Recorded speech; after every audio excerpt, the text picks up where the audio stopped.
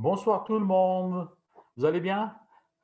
Je viens de recevoir une image de Jérusalem par un ami qui est là-bas, Moti, je ne sais pas si vous le connaissez. Il m'a envoyé une image où on voit Jérusalem sous la neige.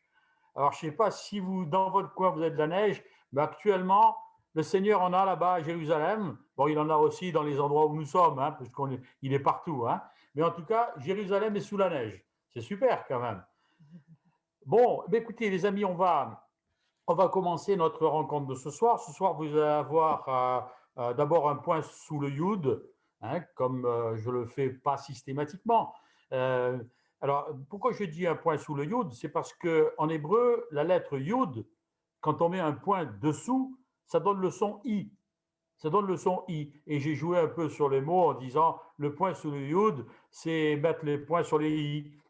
Voilà pourquoi j'ai appelé mon intervention le point sous le yod. Alors, ce soir, je vais faire un petit point sous le yod à partir du thème que l'on a choisi avec le collectif des ministères itinérants. Quand on s'est posé la question, on s'est dit, euh, qu'est-ce qu'on va pouvoir dire? Alors, bougez pas, je vais d'abord partager mon écran parce que vous savez que j'aime bien mettre des images.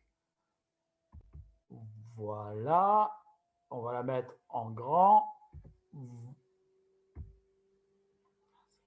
Alors, voilà, le point sous le yud. Le point sous le yud de ce soir, c'est donc à partir du thème que l'on a décidé, disqualifier ou valider. Premier élément de réflexion, je me suis dit, disqualifier, valider, est-ce que ça va ensemble?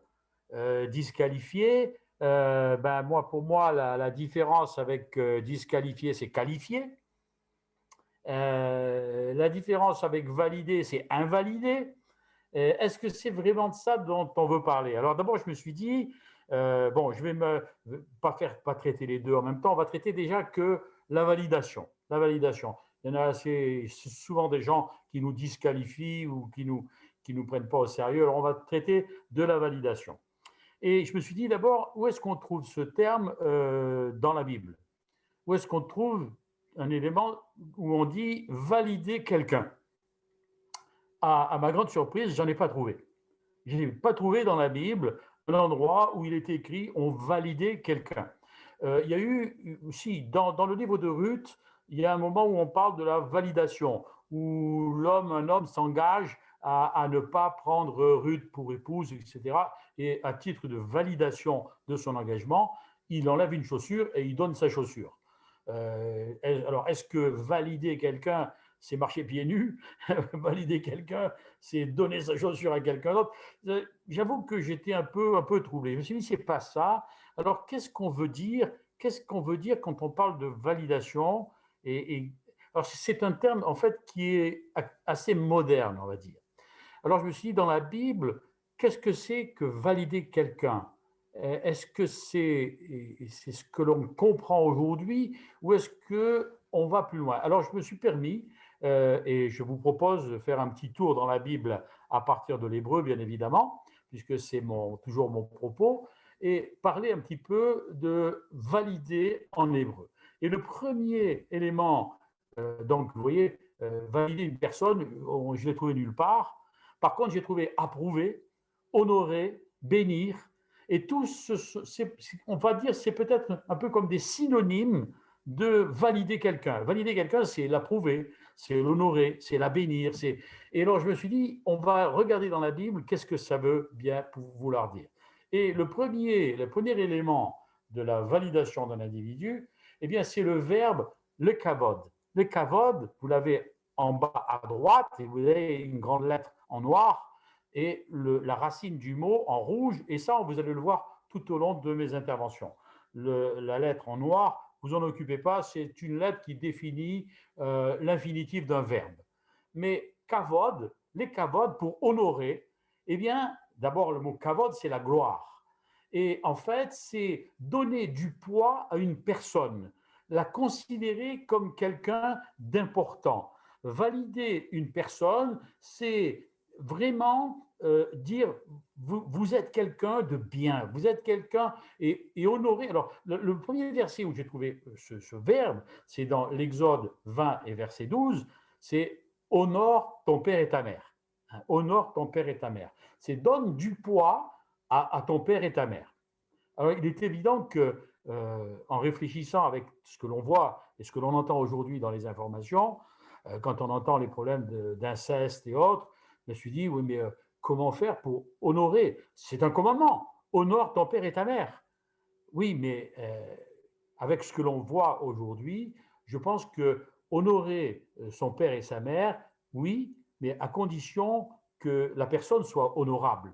Mais en tout cas, le premier élément, si on veut honorer quelqu'un, c'est lui donner du poids.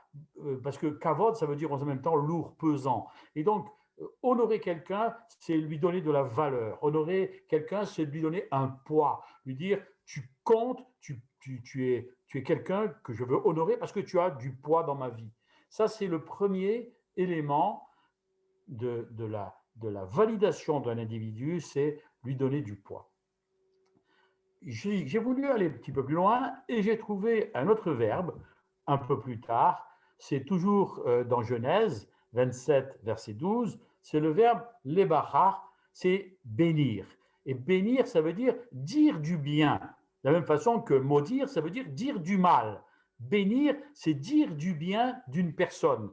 Et ça, c'est valider la personne. Quand vous dites à quelqu'un, eh bien, tu es quelqu'un d'intéressant, tu es fort, c'est extraordinaire, et vous la bénissez, ça veut dire que vous dites du bien de qui elle est. Et le fait de dire du bien d'une personne, ça va l'élever, la faire grandir. La bénédiction, elle n'est valable qu'à partir du moment où elle est créée avec une parole de bénédiction. Si vous voulez, on peut toujours dire « Oh ben, je te bénis ». Mais si vous ne dites pas pourquoi vous la bénissez, la parole est créatrice. Et si vous ne dites pas pourquoi vous la bénissez, vous ne bénissez pas réellement la personne. Vous avez une pensée pour elle. Mais je pense que c'est important quand on veut valider une personne et de la bénir en lui disant « Voilà pourquoi je te bénis ». Dans le monde juif, vous voyez l'image qui est là, c'est le Shabbat, c'est le père qui appelle ses garçons et ses filles et qui va les bénir. Et devant toute la famille, il va valider ses garçons, il va valider ses filles. Et vous savez, moi, j'ai vécu dans une famille où, malheureusement, bon, mes parents sont partis maintenant, mais j'ai jamais été vraiment validé.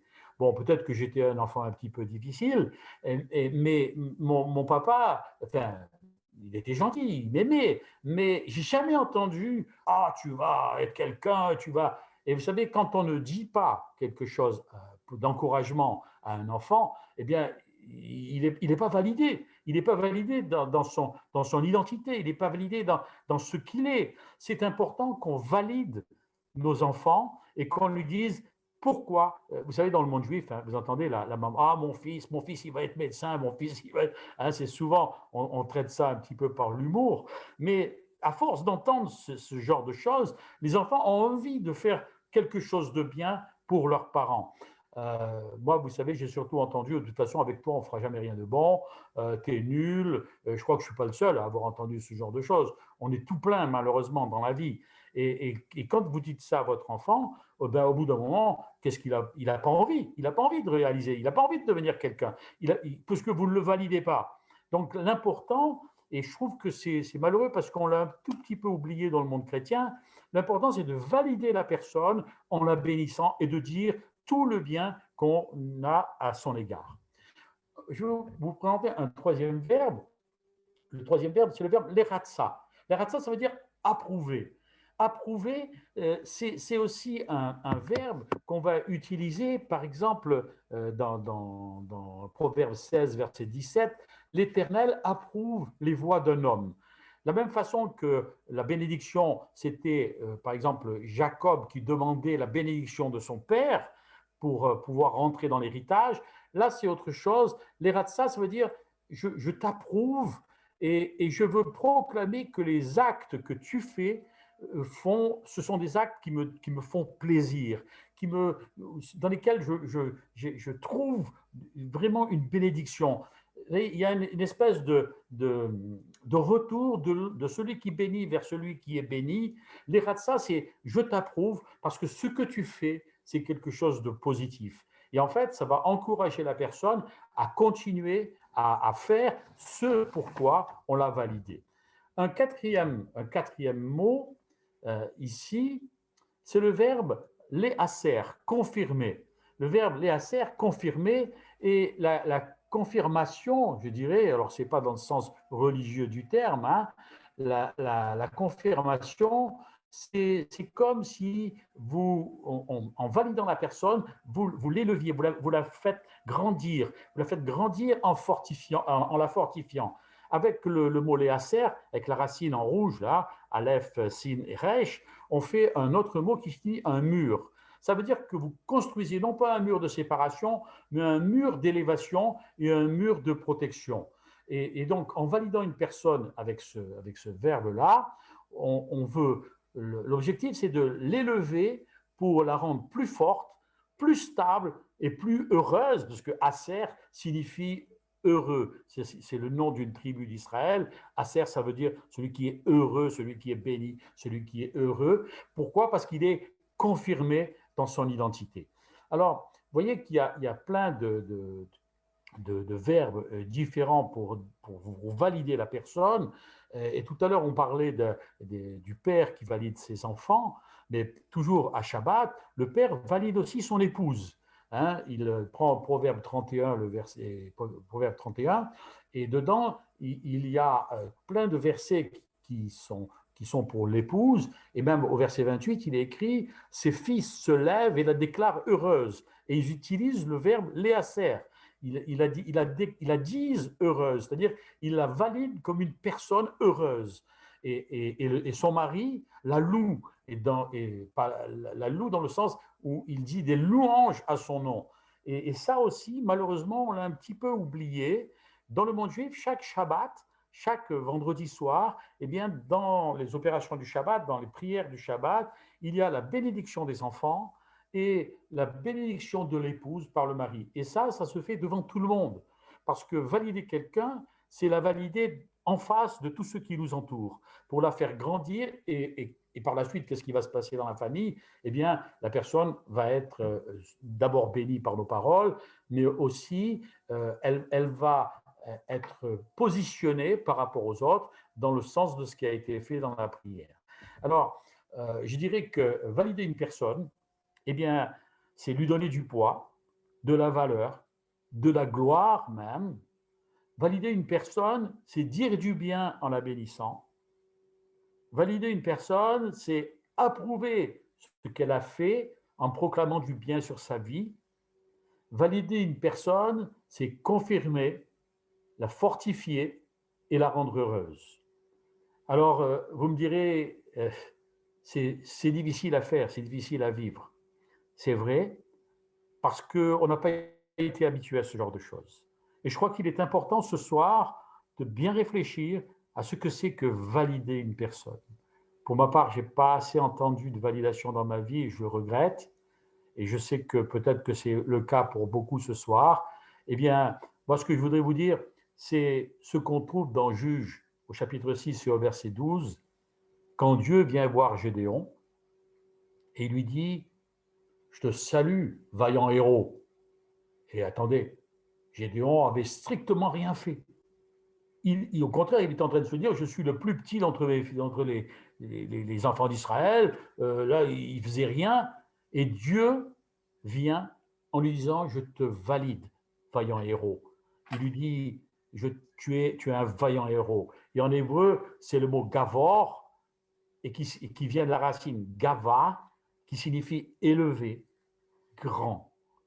Alors, si Dieu a des paroles pour nous élever, alors qu'on n'a encore rien fait dans notre vie, à plus forte raison, nous pouvons avoir des paroles avec tous ceux qui nous entourent. Alors, je vous salue, vaillant héros, et je vous dis à tout à l'heure pour autre chose.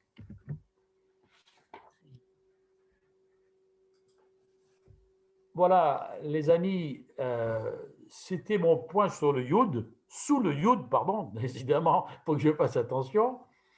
J'espère que ça a apporté quelques éclairages. Je sais que j'ai parlé de l'homme qui bénit la femme, de l'homme qui bénit ses enfants, mais il y a aussi une parole pour les hommes de la part des femmes, non, Joël? Ah oui, oui. La femme bénit aussi son mari tous les vendredis soirs. Et nos maris ont besoin d'être encouragés.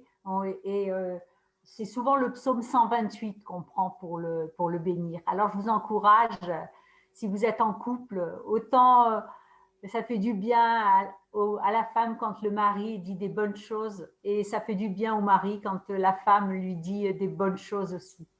Alors tout ça, ça fait partie de la validation, mais j'aimerais maintenant donner la parole à nos amis Patrice et Christine pour vous entendre sur qu'est-ce que ça représente pour vous la validation et qu'est-ce que vous pouvez apporter par rapport à ce que le Seigneur a mis dans votre cœur. À vous Patrice, à vous Christine. Merci Jacques, merci Joël. Bonsoir à tous. Encore heureux d'être avec vous et de pouvoir partager sur ce thème qui nous tient énormément à cœur, puisque c'est un thème qu'on approche assez régulièrement dans nos visites d'église, dans nos conférences ou dans nos séminaires. Et tu as presque tout dit, Jacques. Tu as presque tout dit. Mais il y a quelques points quand même. C'était très bien. C'était vraiment très, très bien. C'était très clair. Ça va me permettre de rebondir sur certains points que tu as soulevés. Voilà. Et peut-être d'approfondir encore une autre facette de la validation. Puisque moi aussi, je vais m'intéresser particulièrement à la validation.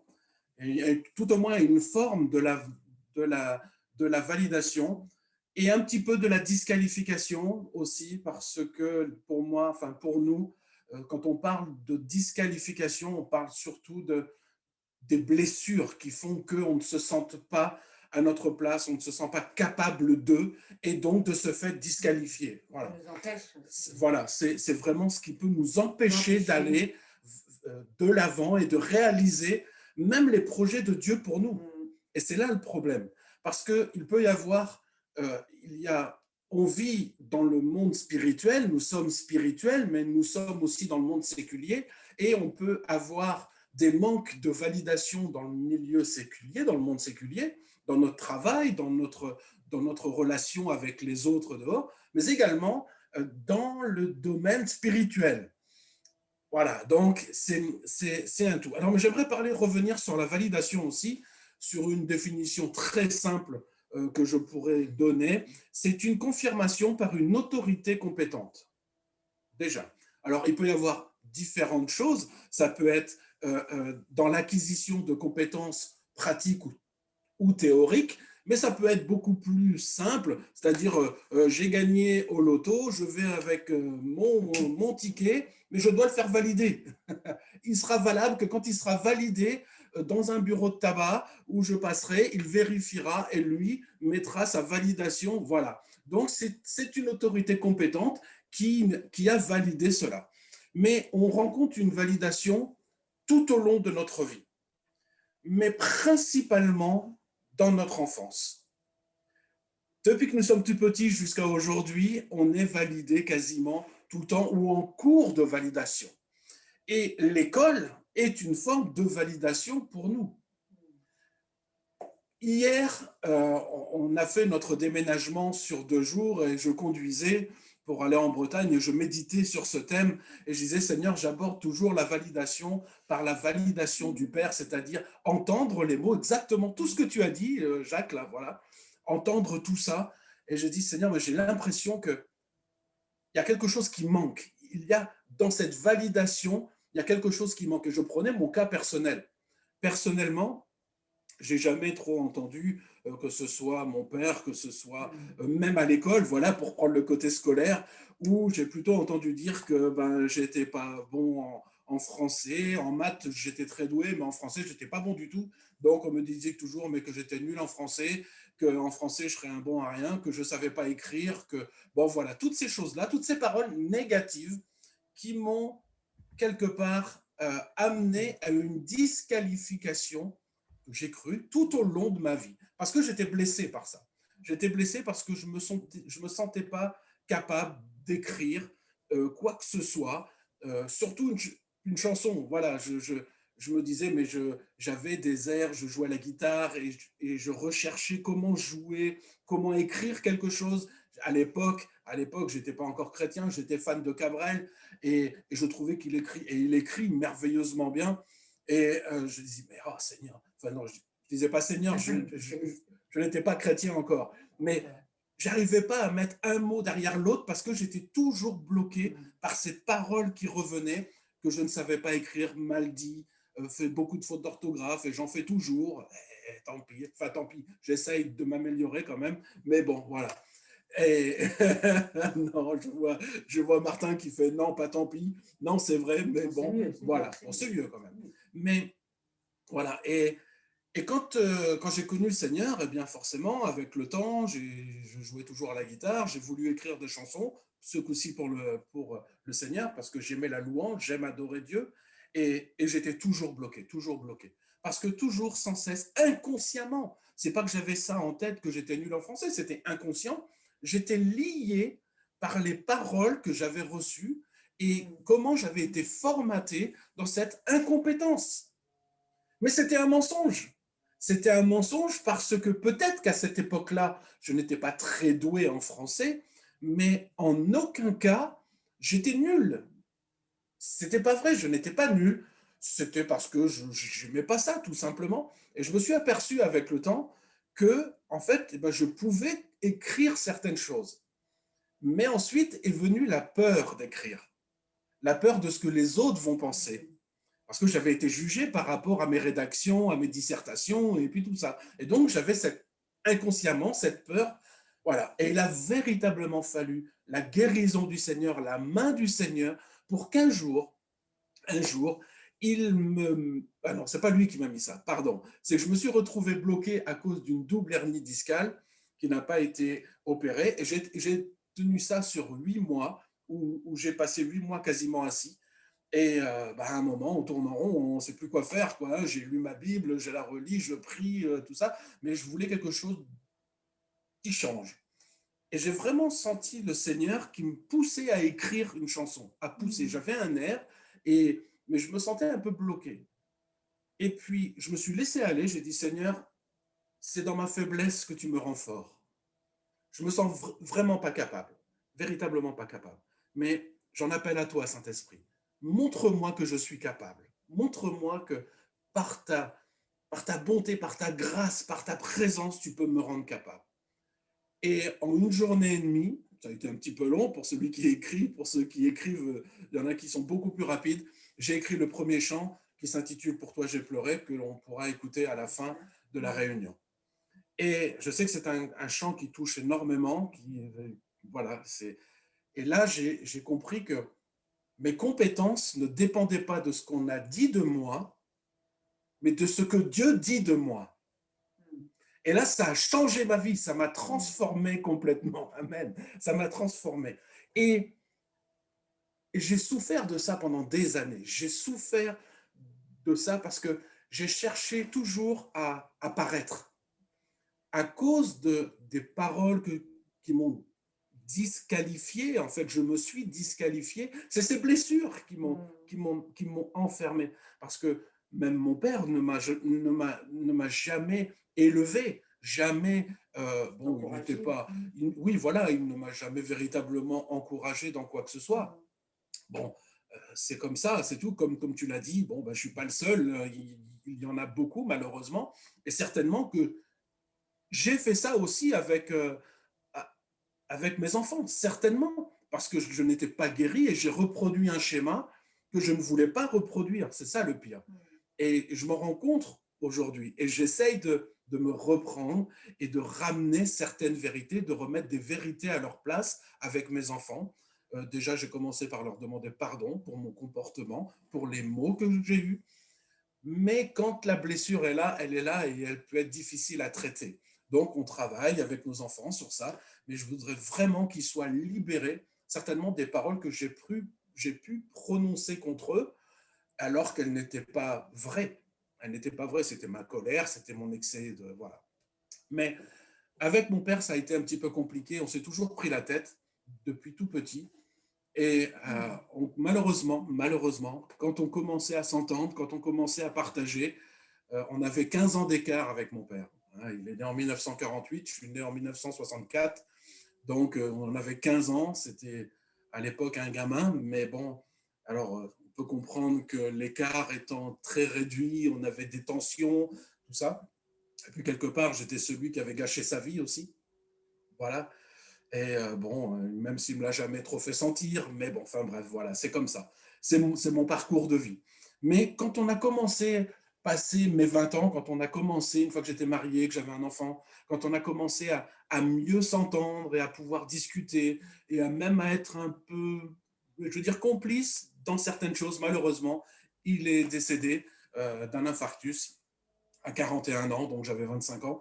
Donc, ce qui fait que je suis resté avec une faim, avec une envie d'aller plus loin, mais je ne pouvais plus parce qu'il n'était plus là. Je ne pouvais plus parce qu'il n'était plus là. Comment je fais pour être validé? Comment je fais pour me sentir confirmé dans certaines compétences, dans ma vie de tous les jours, en tant qu'homme, en tant qu'homme. Parce que dans la méditation que je vous ai dit, que j'ai eue tout au long de la route, il y avait cette facette que je n'avais jamais pensée, c'est que cette validation qu'on a tous besoin, euh, elle vient dans les mots qu'on entend, mais elle vient aussi de comment on a été préparé. Et je ne veux pas parler pour Christine, mais je parle de la part de Christine. Elle m'a dit non, vas-y, dis-le, toi, tu vas mieux le dire. Enfin bref, bon, voilà. Et voilà, elle m'a dit, je te laisse parler. Si je prends son exemple avec son papa, jamais son papa lui a dit qu'il l'aimait tout comme le mien.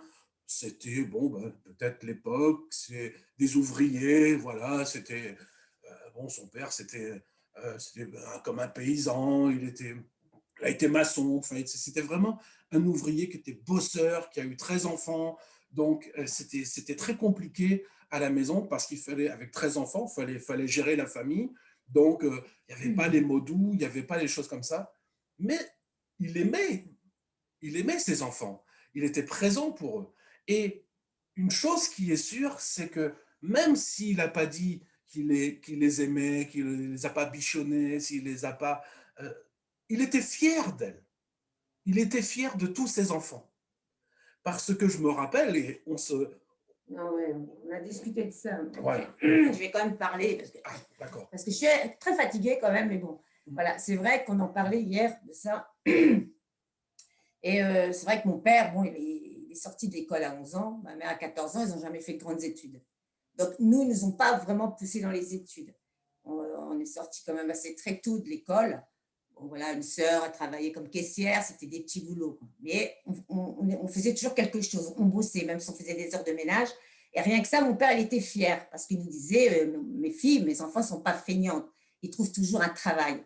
Et c'est vrai que je me sentais validée par mon père. C'est vrai qu'il manquait l'affection et tout, comme dit Patrice, on était 13 enfants, il ne pouvait pas, bon, puis lui, il n'a jamais eu d'affection aussi, même ma mère. Donc, comme on dit souvent, on ne peut pas donner ce qu'on n'a pas reçu. Et donc, voilà. Mais on sentait qu'on était aimé.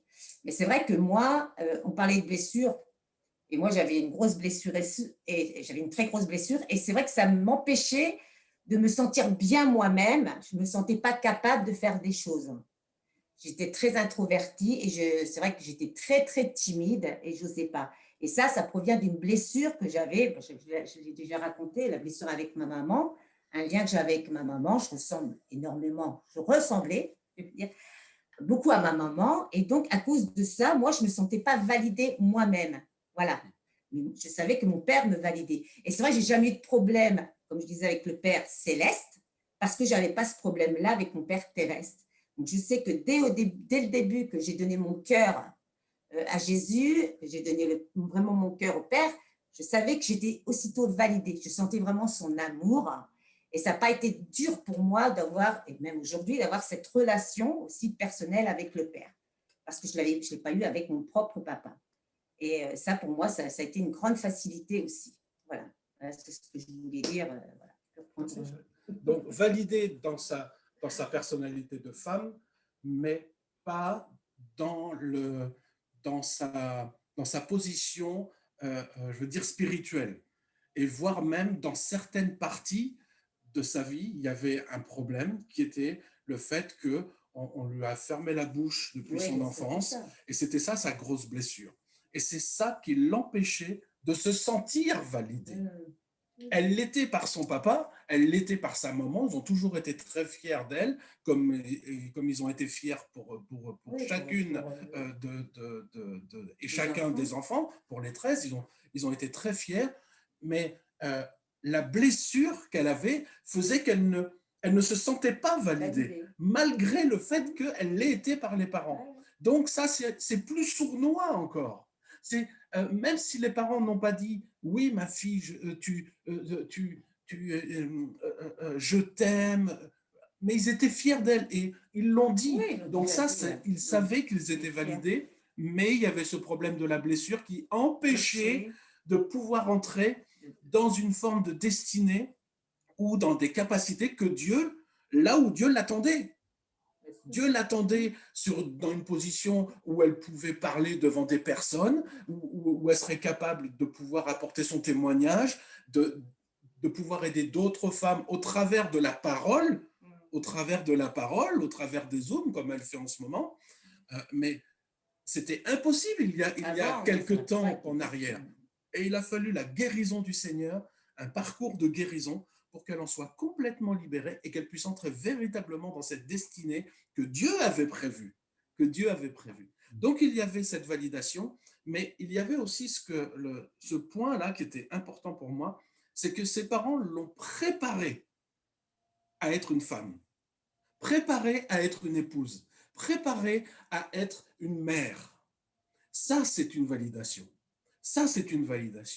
Et il peut arriver bien fréquemment que, malheureusement, que la façon dont nos parents, je parle pour nos parents, ou l'éducation nationale, puisque c'est l'école quand même qui fait partie de notre vie pendant toute notre enfance, n'a pas forcément, ou on n'a pas apprécié la façon dont ça a été fait, les méthodes qui ont été employées. Peut-être que ça ne nous a pas plu, la façon dont nos parents nous ont appris à être autonomes. Ça ne nous a peut-être pas plu. Mais s'ils l'ont fait, j'ai bien dit s'ils l'ont fait, c'est gagnant. C'est gagnant. C'est du fruit qui est porté aujourd'hui. Peut-être que ça a créé des blessures, peut-être que ça a créé une discorde, peut-être que ça a créé, mais ça a certainement ça porte peut-être du fruit aujourd'hui. Et c'est ce qui permet d'avoir justement une réussite aujourd'hui. Et ça, c'est bon que de pouvoir s'arrêter et de réfléchir à ça et de se dire, mais si je réussis aujourd'hui ou si je ne réussis pas, quelle en est la cause? De la réussite ou de la non-réussite? De ma capacité ou de mon incapacité? Qu'est-ce qui peut en être la cause? J'ai vraiment besoin, on a besoin que de discerner cela. Donc, je ne vais pas trop m'étendre sur ça parce que il me semble que Michel a prévu de parler sur cela, mais donc je vais laisser. Mais j'aimerais revenir à un exemple biblique, et c'est vrai, Jacques, que tu as dit que tu n'as pas trouvé d'exemple de validation, mais tout au moins, en fonction du déroulé que tu nous as donné, on en voit une déjà très, très facilement, qui est celle de Jésus-Christ. Jésus-Christ, on a peu de choses jusqu'avant, entre ses 12 ans et ses 30 ans, on sait qu'on n'a rien, mais il y a quelques versets quand même. Entre autres, il y a ce verset qui dit, dans Luc 2, 52, que Jésus croissait en sagesse, en stature et en grâce devant Dieu et devant les hommes. Il était en train de se préparer, il se préparait et Dieu le préparait, puisque même quand il avait 12 ans, qu'il était en train de parler avec les docteurs les docteurs de la loi, et que ses parents reviennent le chercher parce qu'il l'avait oublié, entre guillemets, il dit, mais ne savez-vous pas que je dois faire les œuvres de mon Père? Donc déjà, il a conscience qu'il est dans un chemin, dans une destinée, qu'il doit servir Dieu, et Dieu est en train de le préparer. Dieu l'amène dans des circonstances qui font qu'il le prépare à sa destinée, à être l'homme pour lequel il est appelé. Voilà, et à faire l'œuvre pour laquelle il a été appelé. Et puis arrive le moment où il passe par les eaux du baptême, et là, vous connaissez l'histoire, mais je vais quand même vous lire le verset, dans Luc 3, 22, Et le Saint-Esprit descendit sur lui sous une forme corporelle, comme une colombe. Et une voix fit entendre du ciel ces paroles. Tout le monde entend? Dieu parle et dit, tu es mon fils. Tu es mon fils bien-aimé. En toi, j'ai mis toute mon affection. Et là, ça rejoint ce que a dit Jacques, les pères qui bénissent leurs enfants. Là, voilà un exemple de père qui bénit son enfant. Il lui montre, il lui dit, et certainement qu'il avait déjà entendu le père, mais là, c'est sous une autre forme. On est vraiment dans cette confirmation par une autorité compétente, voilà, qui vient le valider, qui vient le valider dans ses compétences pratiques et théoriques. Et puis, je vais terminer avec cela. Il y a un deuxième verset. Tu as dit aussi qu'il fallait être validé devant tout le monde. Et lors de la transfiguration, la même chose se passe. Une voix se fait entendre. Et cette voix, c'est de la nuée sortie une voix qui dit « Celui-ci est mon fils élu, écoutez-le ». Voilà. Et là, Dieu ne s'adresse plus au fils, mais il s'adresse aux hommes en disant « Regardez-le ». Et nous avons besoin, les amis, d'être validés et par notre Papa céleste, mais également aussi d'être validés devant les hommes, d'être reconnus dans nos capacités. Voilà, les amis, je m'arrête. Merci Patrice, merci Christine. En fait, tu as raison. Moi, je n'ai pas trouvé le mot valider une personne dans la Bible, mais il y en a du début à la fin. Du début à la fin, Dieu valide les gens. Oui, vas-y, tu veux dire quelque chose? Attends, oui, pardon. Je voudrais juste redonner un verset parce que c'était celui-là, justement, que je voulais te redonner. C'est 2 Pierre 1, 17 qui dit « Car il a reçu de Dieu le Père honneur et gloire. Amen. Quand la gloire magnifique lui fit entendre une voix qui disait « Celui-ci est mon fils bien-aimé en qui j'ai mis toute mon affection. » Au travers de cette phrase, il lui donne honneur et gloire. Amen, amen. Les kavod, c'est le premier verbe pour donner la gloire à la personne. Et c'est vrai que la parole est créatrice. Amen. Si on entend une parole, ça crée du début à la fin. Dieu, quand il crée par la parole. Et en nous, on a besoin d'entendre la parole de Dieu. Patrice, tu as raison. Christine, tu as raison, je vous aime. Michel, Corinne. Bonsoir. Vous êtes là, les amis? Mieux, chérie. Allez, oui. Micro, Michel, toi, je sais que je connais ton histoire, on se connaît depuis des années, je connais ton histoire, mais tu me donnes toujours beaucoup de plaisir quand tu partages la validation que le Seigneur a mis dans ton cœur. Amen. Écoute, d'abord, je voudrais saluer tous les disqualifiés, tous ceux qui n'ont pas été validés comme ils auraient souhaité d'être validés, parce que ne pas avoir été validé n'est pas une garantie d'échec. Pas plus que d'avoir été validé est une garantie de réussite. Si on est tous là ce soir, malgré que la grande majorité d'entre nous, comme tu l'as dit, Jacques et Patrice et Christine, on n'a pas été validés dans le vrai sens du mot, de dire ben, je t'approuve, je t'honore, puis etc. Malgré ça, on est là, on a survécu. On n'a pas été abattu de par le fait que, et je pense qu'au contraire, on a puisé dans cette non-validation-là la force de vouloir prouver au monde qu'on existe, qu'on est capable, qu'on a du potentiel, etc., etc.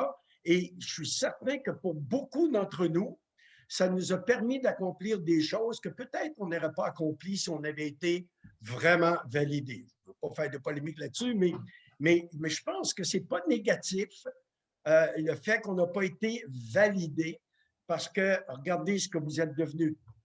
C'est loin d'être négatif. Vous êtes toujours là. Amen. Vous êtes des créatures merveilleuses. Vous êtes des plus que vainqueurs. Vous avez surmonté tellement d'épreuves depuis l'enfance jusqu'à aujourd'hui. Et dernièrement, moi, il y a un sport qui me passionne, c'est le football américain. Je sais que les Français, vous n'êtes pas très football américain, vous êtes plus foot avec Mbappé, puis le Paris Saint-Germain, puis le Barça hier soir, pour ceux qui l'ont écouté, ce n'est pas mon cas, mais en tout cas. Mais dernièrement, le 7 février 2021, avait lieu le 55e Super Bowl, qui est la grande messe du football américain aux États-Unis. Et il y avait deux équipes qui s'affrontaient en finale, bien sûr. Une des équipes avait le plus jeune quarterback à amener son équipe 2 années de suite. Excuse-moi, Michel, c'est quoi un waterback? C'est le corps arrière, celui qui dirige l'équipe. L'entraîneur. OK? Mais il y a quelques Québécois qui sont présents qui me comprennent mieux un peu, mais sans comprendre le jeu, vous allez comprendre l'analogie que je veux faire. Et en face de lui, il y avait le plus vieux quarterback qui s'appelle Tom Brady, qui en était à sa 10e finale du Super Bowl. Ça fait 10 fois qu'il conduit son équipe à la grande finale, à la Coupe du monde, si vous voulez, du football américain. Mais ce qui est intéressant avec Tom Brady, c'est qu'en l'an 2000, quand il graduait de l'Université Michigan, où il avait été le dirigeant de l'équipe, le quarterback de l'équipe, et arrivait à ce moment-là le repêchage. On repêche les meilleurs joueurs du football américain. Et lui, il avait eu des bonnes performances avec l'équipe du Michigan. Et il s'est retrouvé à être recruté le 199e sur 200. Donc, à la toute fin, alors que tout le monde, il y avait d'autres quarterbacks moins qualifiés que lui, qui avaient moins performé que lui, qui étaient recrutés par des équipes. Lui, personne ne le recrutait. Et à l'avant-dernier, 199 sur 200, il a été recruté par les Patriotes de la Nouvelle-Angleterre, équipe qui l'a conduit à 9 championnats, 9 présences au Super Bowl et avec laquelle il en a gagné 6. Au début, quand on analysait les performances des joueurs pour les sélectionner, de Tom Brady, on disait qu'il était peu habile, qu'il était trop maigre, qu'il ne lançait pas assez loin, qu'il n'était pas assez mobile, et on le comparait avec celui qui avait été sélectionné en premier, que lui avait tous les attributs pour faire un champion. Celui qui avait tous les attributs, celui qui était validé par toutes les équipes et que tout le monde aurait voulu le recruter pour leur équipe, il n'a pas fait 3 saisons dans la Ligue de football américaine. Tom Brady, que personne ne voyait là, qui a été avant-dernier, il a mené son équipe à 9 championnats. Et quand il est arrivé en Nouvelle-Angleterre et qu'il a rencontré le propriétaire de l'équipe, il s'est présenté, il dit « Mon nom est Tom Brady. » Il dit « Savez-vous qui je suis? » Puis le propriétaire, il dit « Oui. » Il dit « T'es celui qu'on a choisi dans la 6e ronde comme 199e choix. » Et il dit « Oui, mais je suis plus que ça. » Et je suis la meilleure décision que votre organisation a jamais prise de son histoire, puis je vais vous le prouver. Pourquoi je parle de cet exemple-là? D'abord, c'est récent, c'était le 7 février, mais de voir un gars qui n'a pas été qualifié, mais qui a saisi le fait que les gens ne voyaient pas le potentiel qu'il y avait en lui, et je vais vous le prouver que vous vous êtes trompé, je vais vous prouver que j'ai le potentiel pour réussir. Ça, c'est un exemple d'un sport. Je vais vous donner un autre exemple. Dans 1 Samuel, au chapitre 16, le prophète Samuel est envoyé dans la maison d'Isaïe parce que Dieu, qui avait nommé Saül comme premier roi d'Israël, Dieu venait de disqualifier Saül. Saül avait été qualifié au départ. C'est lui que Dieu avait choisi pour être le premier roi d'Israël parce que le peuple juif demandait à Dieu qu'il voulait avoir un roi comme les autres nations. Et donc, Dieu choisit et qualifie Saül pour être le roi. Mais la qualification de Saül ne l'a pas emmené à la réussite. Il a mal agi. Et donc, un jour, Dieu, il décide de le remplacer par quelqu'un d'autre. Il envoie son prophète, il dit, tu vas aller dans la maison d'Isaïe, puis tu vas lui demander de réunir tous ses fils, puis je vais te montrer celui que j'ai choisi, que tu vas oindre comme futur roi d'Israël en remplacement de Saül. Et quand le prophète Samuel est arrivé dans 1 Samuel 16:6, il a vu Eliab, qui était beau, grand, costaud, etc. Donc, sur un point de vue humain, il y avait les caractéristiques et les qualificatifs pour être un roi. Et Dieu dit, non, non, ce n'est pas lui que j'ai choisi. Il dit, l'homme regarde à ce qui frappe les yeux, mais moi, l'Éternel, je regarde au cœur. Et là, il fait passer tous les fils qui étaient là, puis il n'y a aucun de ceux-là que Dieu lui dit c'est lui le roi d'Israël. Et donc, qu'est-ce que Samuel fait? Il demande à Isaïe, est-ce que c'est là tous tes enfants? Oh, il dit, il y a le petit dernier, mais lui, il est là en train de garder les moutons. David. Pensez-vous que David était qualifié par son père? David n'a jamais été qualifié par son père. Quand le prophète lui dit, fais rentrer tous tes fils dans la maison, il n'a pas appelé David. Ses frères n'ont pas dit à leur père, hey, papa, tu as oublié David. Il n'était pas validé non plus par ses frères. Mais David est devenu le plus grand roi d'Israël parce que Dieu l'a validé. Et c'est ça qu'on doit chercher. Et je pense que si on est là ce soir, c'est qu'un jour, Dieu nous a validés comme étant ses enfants. Et le fait d'avoir été validés comme étant enfants de Dieu, ça nous a fait d'abord, à travers le pardon, on a pardonné à ceux qui n'ont pas su nous valider, parce que probablement qu'eux-mêmes n'avaient jamais été validés. Hein? Pour ceux qui connaissaient mon témoignage ou qui avaient déjà écouté l'enseignement, mon papa, c'est le plus fort. Mon père n'a jamais été validé, il ne m'a pas validé. C'est dommage qu'il n'y ait pas plus de pratique de Shabbat, parce que quand on connaît et on comprend l'esprit de Shabbat, comme Jacques nous l'a expliqué et Joël en introduction, eh bien, on valide, on dit du bien, on honore, on fortifie nos enfants, notre épouse, etc. Mais ce n'est pas dans les pratiques, malheureusement. Nous, on a corrigé quand on l'a su auprès de nos enfants.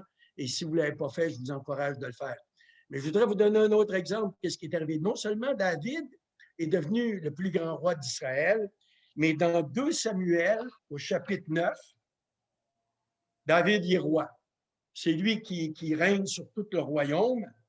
Et dans 2 Samuel 9, au verset 1, David dit, « Reste-t-il encore quelqu'un de la maison de Saül pour que je lui fasse du bien à cause de Jonathan? » David, un rejeté, un non validé par son père, par ses frères, mais validé par Dieu, une fois qu'il a guéri de ses blessures du passé, qui est devenu roi, il s'est rappelé que lui avait fait une promesse à Jonathan, qui était son meilleur ami, et il avait promis qu'il prendrait soin de toute sa descendance. Et donc, il fait venir ses serviteurs, puis il y en a un qui dit, oui, oui, il dit, il y a Méphibosheth qui demeure à tel endroit, mais il est rejeté, lui, parce qu'il est perclus des 2 pieds, donc il était boiteux. Pardon? Il était handicapé, et donc lui aussi, un non qualifié, un rejeté. Et le petit-fils de Saül, donc imagine-toi l'histoire familiale, mon grand-père s'est suicidé, mon grand-père était le roi d'Israël, il a été disqualifié, etc. Jonathan, mon père, il est mort lui aussi au combat, etc. Et David, un rejeté guéri, qu'est-ce qu'il fait? Non seulement il cherche à valider les autres, mais à les rétablir dans leur identité. Et quand les serviteurs de David lui ont dit qu'il restait quelqu'un un des fils de Jonathan, qui était Méphibosheth, il l'a envoyé chercher. Et Méphibosheth avait peur, parce qu'à l'époque, tu tuais tous les descendants du roi qui t'avait précédé pour pas qu'il y ait de contestation de ta royauté. Et qu'est-ce que David a fait? Il a établi Méphibosheth, lui a donné toutes les terres qui appartenaient à Saül. Vous lirez dans 2 Samuel 9. C'est vraiment une histoire qui est merveilleuse et qui nous encourage à nous rechercher la validité auprès de Dieu si tu n'as jamais été validé par Dieu. Oublie ton père, ta mère, etc. Oublie les autorités.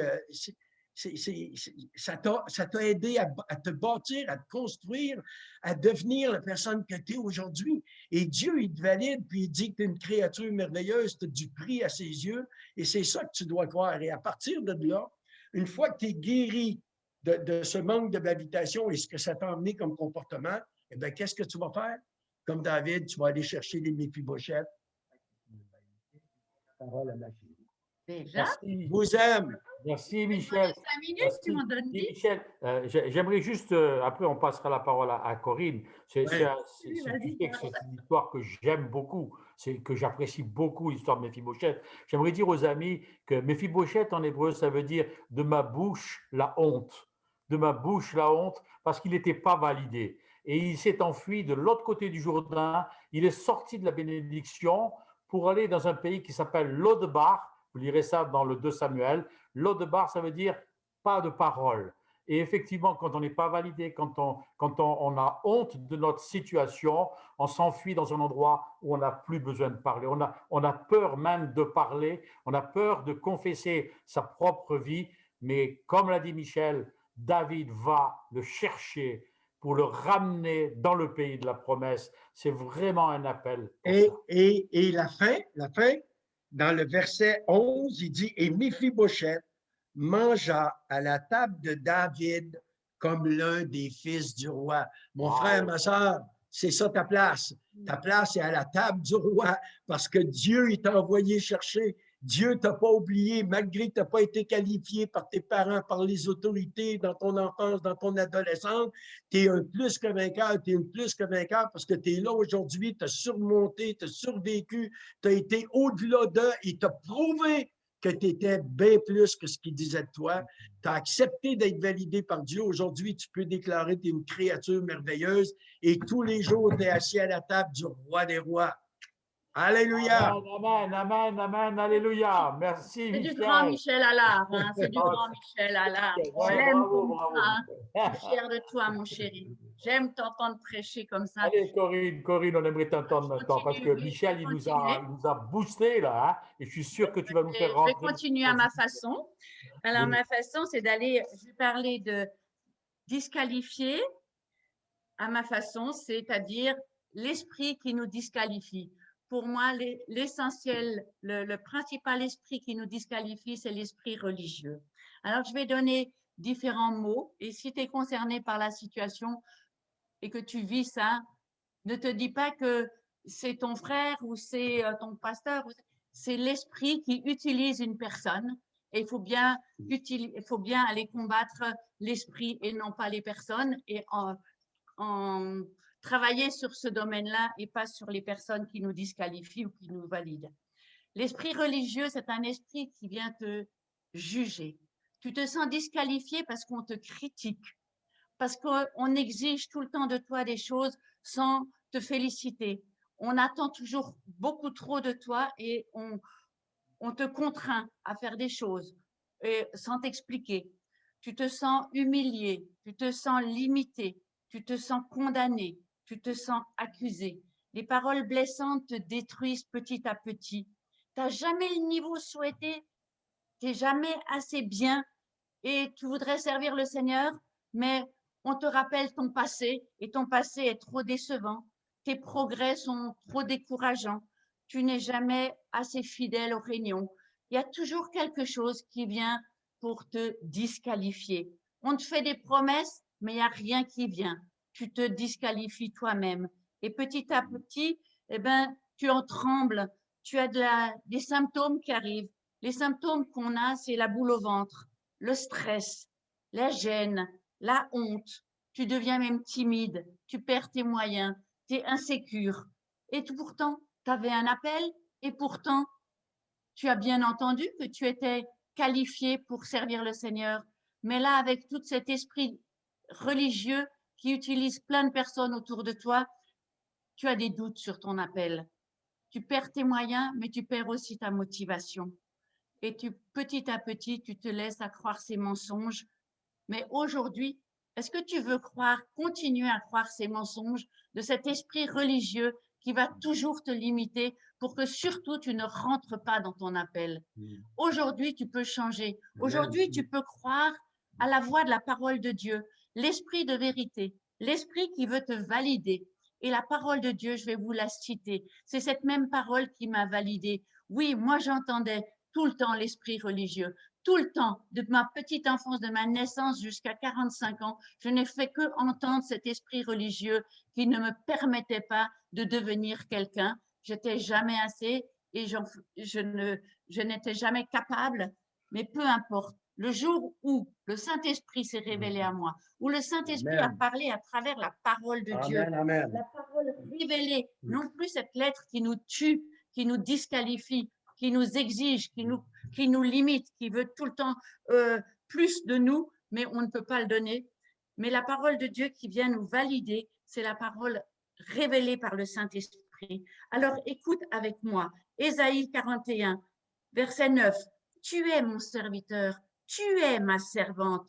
Je t'ai choisi et je ne t'ai pas rejeté. Je t'aiderai et je te soutiendrai. Je serai toujours avec toi et je te fortifierai. Cette parole est pour toi aujourd'hui. Isaïe 41, versets 1 à 5 dit, « Je t'ai appelé par ton nom. Tu es à moi, dit l'Éternel Dieu. Je suis ton sauveur. Tu es précieux. Tu es précieuse à mes yeux. Moi, je t'aime. Je t'ai aimé. Ne crains pas. Je suis avec toi et je serai toujours avec toi. » Verset 10, il dit, « Vous êtes mes témoins. » C'est la vérité. Comme s'il devait encore insister, il a besoin de vous. Il met le sceau sur cette validation. Vous êtes mes témoins. Vous n'avez pas besoin de faire l'école biblique. Vous n'avez pas besoin de faire tout ce qu'on vous demande de faire. Vous êtes mes témoins là où vous êtes. Commencez à faire en petit ce que le Seigneur vous demande de faire. Je vous valide, non pas moi, mais par la parole de Dieu. Recevez cette parole et levez-vous et commencez à agir dans le domaine où le Seigneur vous a appelé. Acte 14, verset 3. Parlant hardiment, s'appuyant sur le Seigneur qui rend des témoignages à la parole de sa grâce, accordant que des miracles et des prodiges se fassent par leurs mains. C'est ce qui vous attend. Dès que vous allez dire « Oui, Seigneur, je veux me lever et reprendre cet appel que tu avais mis sur ma vie », vous verrez des signes et des miracles s'accomplir parce que le Seigneur, il valide, il appuie cette parole en la faisant par le témoignage de sa grâce et il accordera des miracles et des prodiges parce que vous allez faire de vos mains. Que vos mains soient ointes et que vos mains servent à quelque chose dès ce soir, dès demain. Le Seigneur dit en Luc 24, verset 49, « Vous êtes mes témoins. Soyez revêtus de la puissance d'en haut. Je vous envoie, dit Jésus. » Le Seigneur, comme il a envoyé ses disciples, il nous envoie. Il le dit en Jean 17, verset 18. « Père, comme tu m'as envoyé, moi aussi je les ai envoyés. » C'est de vous qu'il s'agit. C'est de toi, mon frère, c'est de toi, ma sœur. Il t'envoie, il te valide ce soir. Il compte sur toi pour que la suite arrive. Il a besoin de toi. Alors, tu peux croire à l'amour inconditionnel de ton Père céleste qui te dit à toi aussi ce soir, tu es mon fils bien-aimé, tu es ma fille bien-aimée. En toi, j'ai mis toute mon affection. Va, vis et agis. Amen. Merci Corinne, merci Corinne, merci Michel. Moi, en t'écoutant Corinne, j'avais aussi le verset d'Ésaïe 49, 15, où Dieu dit « Je t'ai gravé dans les paumes de mes mains ». Et je crois qu'on a peut-être été disqualifié, mais quand on a rencontré Yeshua, quand on a rencontré Jésus, on a été gravé dans les paumes de ses mains. Et c'est à travers ses mains qu'on a la validation, la bénédiction, l'élévation. Ah, vous m'avez fait vachement du bien ce soir, les amis. Je suis super content. Parce que je vous propose là maintenant, là tout de suite, là, on va écouter le chant de Patrice. Hein, c'est un chant parce magnifique. Que c'est à travers tout ce que on va laisser descendre tout ce qu'on vient d'entendre là, en écoutant ce chant qui dit, c'est Dieu qui dit, sur toi j'ai pleuré. Et c'est un chant de bénédiction.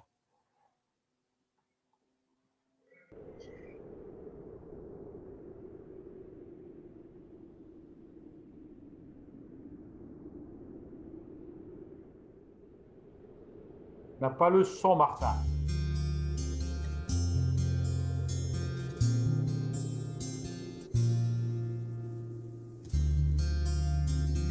Tu as le son maintenant? Oui.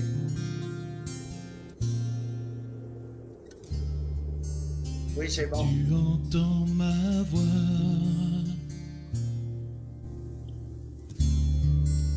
Je t'en prie, écoute-moi.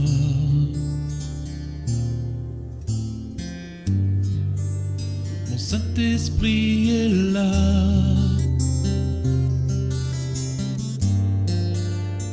cette voix qui te console déjà. J'ai entendu tes cris quand tu pleures et supplies. Tu sais que tout peut changer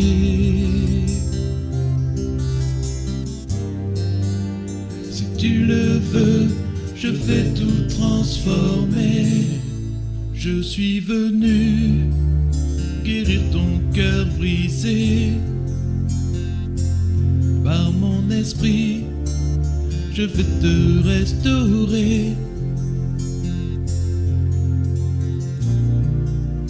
Regarde-moi et vois mes mains percées, car sur la croix, pour toi j'ai pleuré.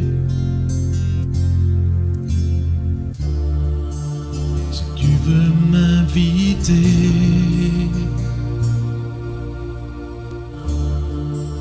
si tu me laisses entrer,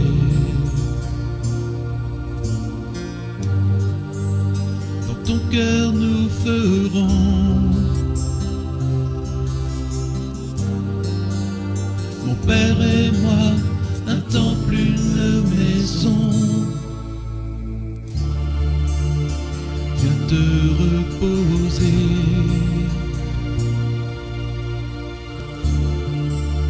faire le deuil du passé.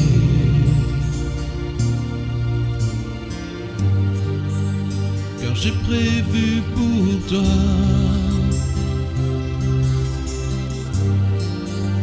une nouvelle vie sur un chemin de choix.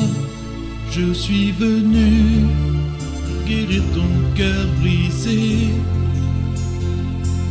Par mon esprit, je vais te restaurer.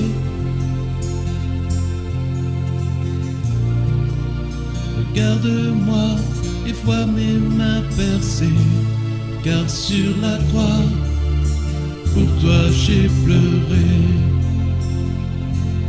Je suis venu guérir ton cœur brisé.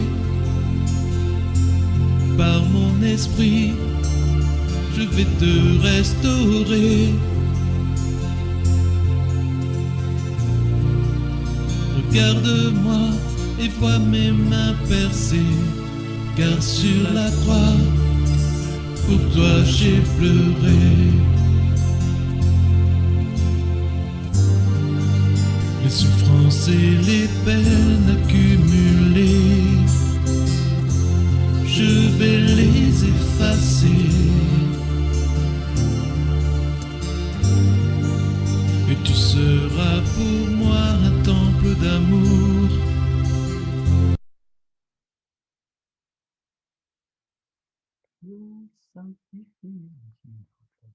Pur et sanctifié.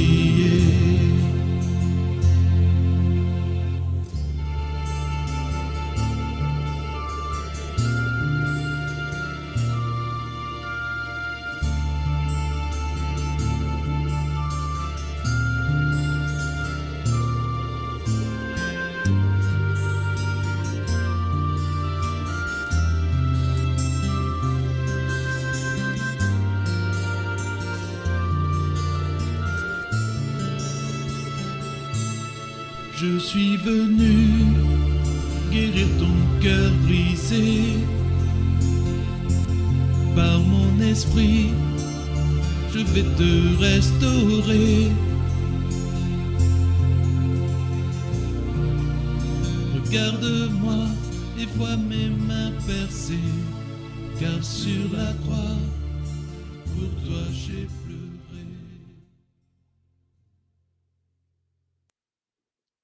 Merci, merci Martin, merci Patrice surtout et Christine. C'était un chant qui vraiment nous parle de l'amour du Père, nous parle de celui qui vient nous reconstruire, qui part de nos vies brisées et qui veut nous élever. Merci Corinne pour tes encouragements. Merci Michel. Je suis prêt à aimer le football américain maintenant. J'ai rien compris, mais je suis prêt à aimer le football américain. Écoutez les amis, on va On va maintenant faire un petit peu le tour de ceux du comité du ministère itinérant qui ne sont pas intervenus. J'aimerais bien les entendre.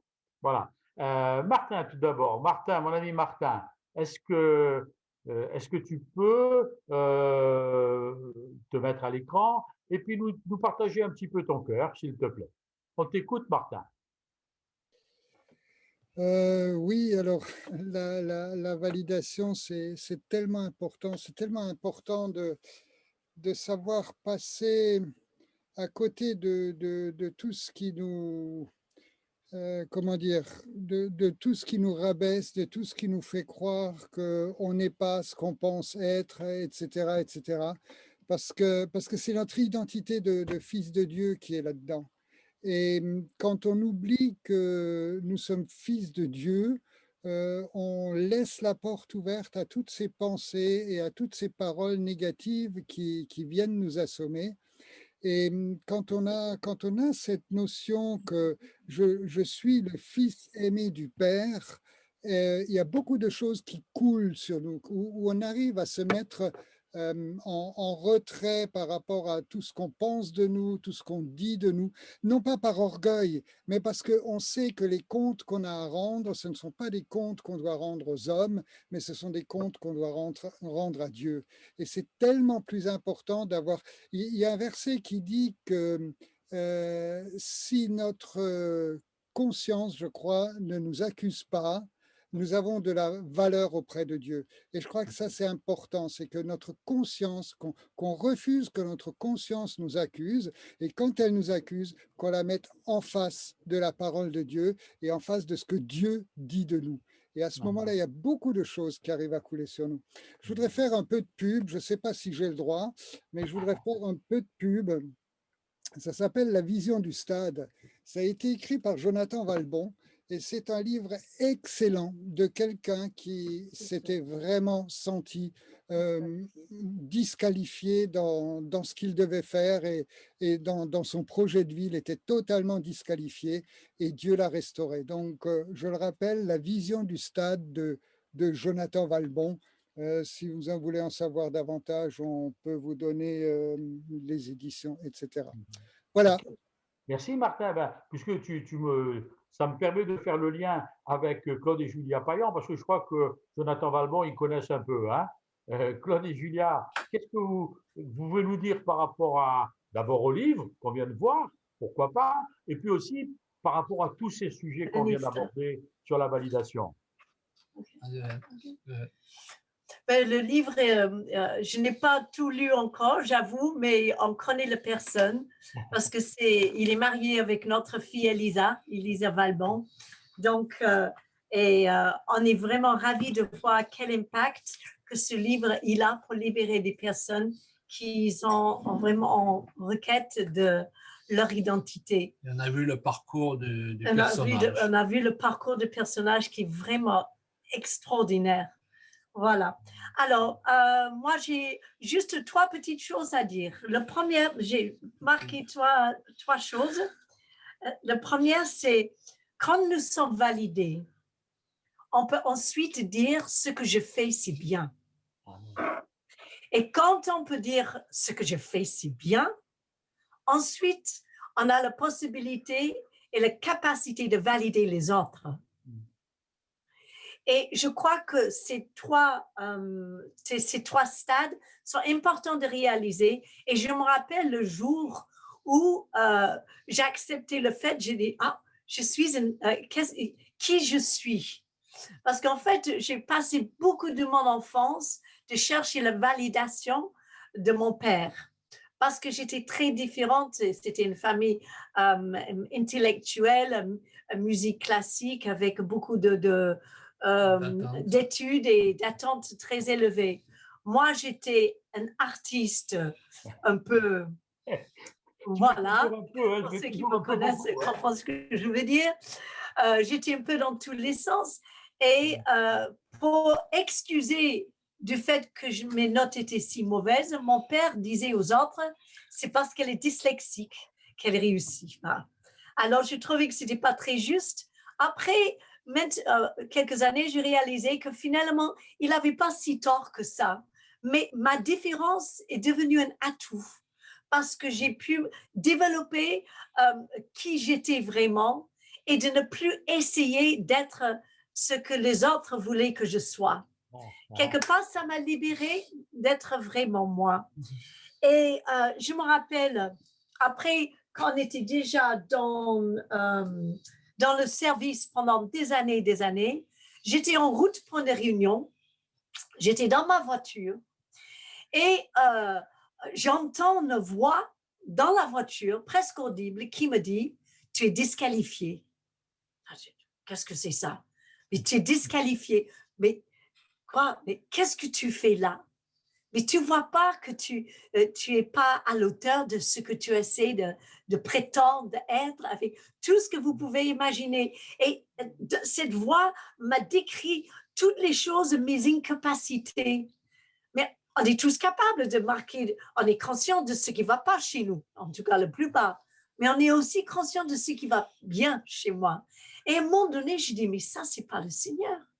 Qu'est-ce que ce voix-là, il vient de me casser le moral que je suis en train d'aller faire une réunion pour le servir avec qui je suis, avec ce que j'ai. Il n'y a pas de mal à ça. Et vraiment, j'ai pris position dans cette voiture et pourtant, il m'avait fait pleurer, ces paroles. Parce que d'un coup, oui, tu ne sais pas parler français, tu fais trop de fautes, c'est pas sérieux, tu fais, voilà, etc., etc. Et finalement. C'était pas moi, hein? Non, oui, non, c'est pas toi. Tu n'étais pas dans la voiture, Claude, hein? J'étais seule dans la voiture. Et par le temps, je suis arrivée à la réunion. J'avais vraiment rejeté toutes ces pensées, rejeté toutes ces paroles. Et on a eu une réunion extraordinaire parce que j'étais moi-même. Et vous savez quoi? Que Dieu, il nous qualifie, c'est certain. Mais de pouvoir être vrai, c'est ça ce qui touche les gens. Même à travers nos imperfections et les choses qui ne sont pas encore tout à fait qualifiées. Je finis juste en disant, cette recherche de qualification de mon père, eh bien, un jour, il est décédé. Et on n'a jamais vraiment eu du temps de pouvoir parler de beaucoup de choses que j'aurais aimé. Mais 3 jours après qu'il est décédé, je fais un rêve. Et dans mon rêve, je voyais mon père en dessous d'un réverbère dans une rue. Et il s'est retourné. Et tellement c'était vrai, je dis, mais je suis en train de rêver. Je sais que je dors.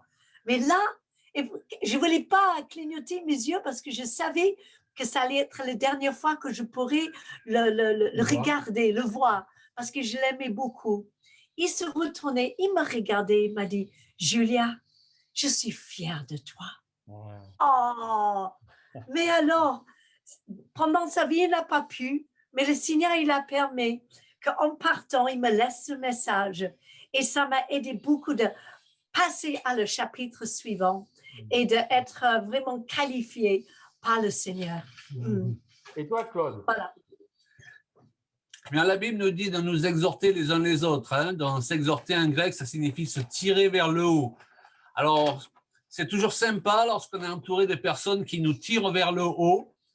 Selon le contexte dans lequel on vit, ce n'est pas toujours possible.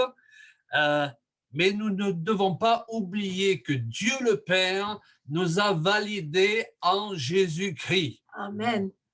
En Jésus-Christ, il nous a révélé notre valeur, d'ailleurs qui a été estimée au prix de la vie de son Fils unique. En Jésus-Christ, il a confirmé notre affiliation, notre statut de juste. Nous sommes acceptés. Et si nous perdons de vue cela, alors tout ce que pourront faire les hommes pour nous valider ne va pas avoir beaucoup d'effet. Donc nous devons apprendre, et ça sera ma simple exhortation ce soir, à connaître, rechercher de tout notre cœur, à connaître ce que la parole de Dieu nous dit vis-à-vis de Dieu le Père, certes, mais vis-à-vis de nous aussi, et de ce que Dieu pense de nous. Et je voudrais vous dire que Dieu, il pense de bonnes choses de nous parce qu'il nous a rachetés en Jésus-Christ, il nous a validés en Jésus-Christ. Et ça, c'est un fondement pour notre vie que nous ne devons surtout pas perdre de vue. Amen. Merci. Alléluia, vous êtes tous validés ce soir. Alléluia. Merci, Claude. Sylvie, tu es où, Sylvie? Je ne te vois plus. Ah, Sylvie, mets ton micro, s'il te plaît, ma chérie. Voilà, mets ton micro. Tu n'y es pas encore là.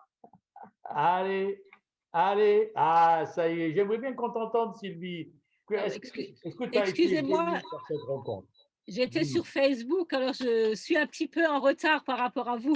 D'accord. Bah, moi, je voulais parler du livre, en fait, mais finalement, Martin l'a fait. Mais là, je viens de me souvenir, il y a quelque temps, il y a un post qui est passé sur Facebook. Je sais pas, peut-être que quelqu'un l'a lu. C'était un gamin qui rentre de l'école avec une lettre pour sa maman.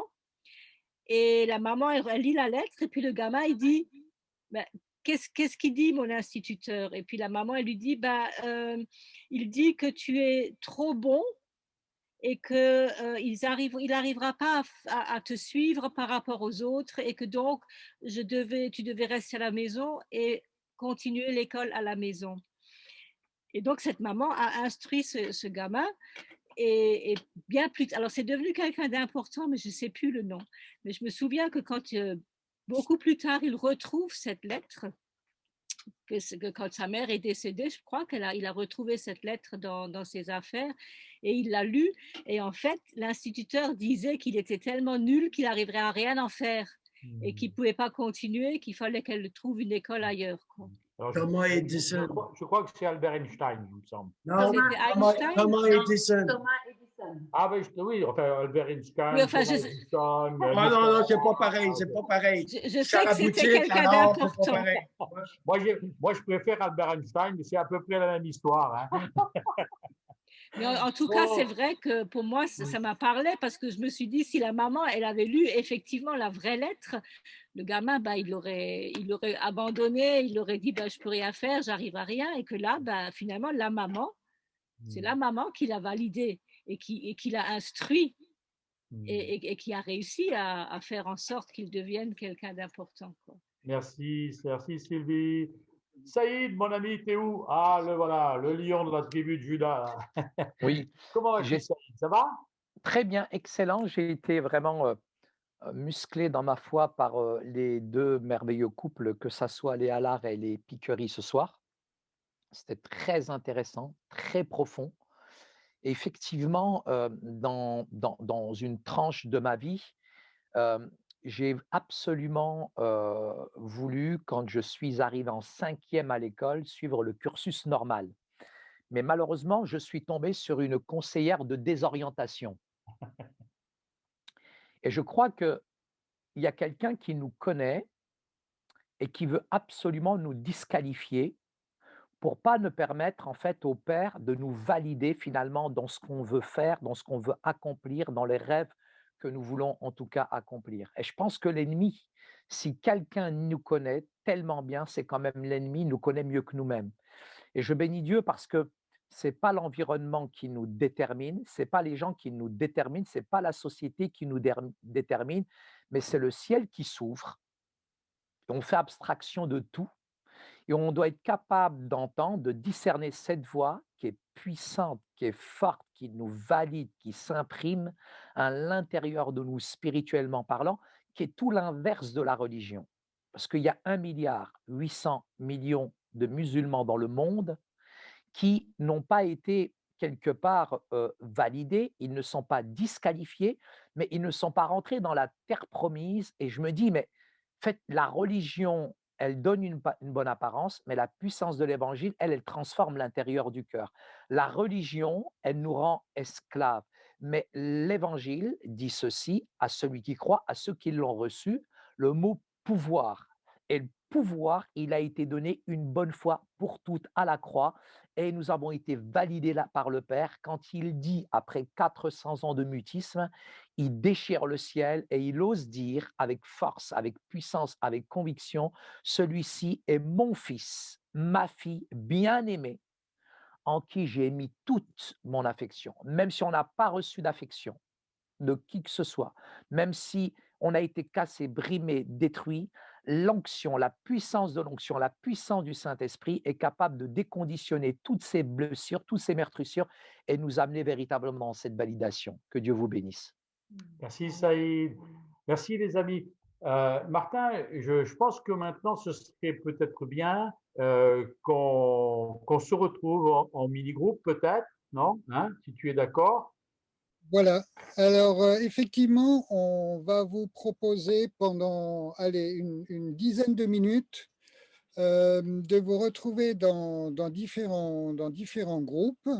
Alors, on va dire au revoir à nos amis qui nous suivent sur Facebook parce que techniquement, je ne peux pas inclure Facebook dans les groupes. Donc, on vous fait un gros coucou. On vous remercie beaucoup d'avoir assisté à cette soirée. Merci les amis. Et bien évidemment, on espère vous retrouver pour le 3 mars, qui sera notre prochaine rencontre avec vous. Donc, merci à vous de revenir pour le 3 mars ou entre-temps sur notre page si vous le souhaitez.